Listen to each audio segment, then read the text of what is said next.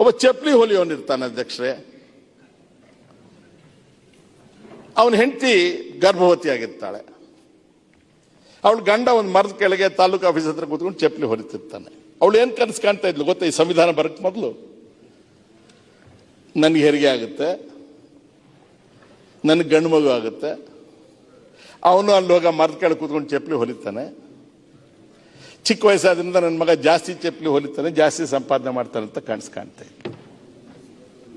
ಇವತ್ತು ಈ ಸಂವಿಧಾನ ಬಂದ ಮೇಲೆ ಅವಳು ಕನಸು ಕಾಣ್ತಾ ಇದ್ದಾಳೆ, ನನ್ನ ಮಗ IAS ಮಾಡ್ತಾನೆ, ನನ್ನ ಮಗ ಹೈಕೋರ್ಟ್ ಜಡ್ಜ್ ಆಗ್ತಾನೆ, ನನ್ನ ಮಗ ವಿಜ್ಞಾನಿ ಆಗ್ತಾನೆ ಅಂತಕ್ಕಂಥ ಕನಸನ್ನ ಕಾಣುತ್ತೆ. ಅದೇ ಈ ಸಂವಿಧಾನ ತಂದಿರ್ತಕ್ಕಂಥ ಮಾತು. ಸಂವಿಧಾನದಿಂದ ಏನೂ ಆಗಿಲ್ಲ ಅಂತಲ್ಲ, ಕನಸನ್ನೂ ಕಾಣುವ ಅವಕಾಶವೇ ಇಲ್ಲದಂತಹ ಈ ಹೆಪ್ಪುಗಟ್ಟಿದ ಸಮಾಜದಲ್ಲಿ ಎಷ್ಟೋ ವರ್ಷಗಳ ಕೆಳಗೆ ಧ್ವನಿ ಕಳ್ಕೊಂಡಂತಹ ಜನರಿಗೆ ಕನಸನ್ನು ಕಾಣುವ ಕನಿಷ್ಠ ಸೌಜನ್ಯ ಅವಕಾಶವನ್ನು ಕಲ್ಪಿಸಿಕೊಟ್ರು. ಅನೇಕ ವಿಚಾರಗಳಲ್ಲಿ ಅವರ ಆಸೆಗಳ ಅರ್ಧದಲ್ಲಿ ನಿಂತಿದ್ದಾವೆ, ನಿಜ.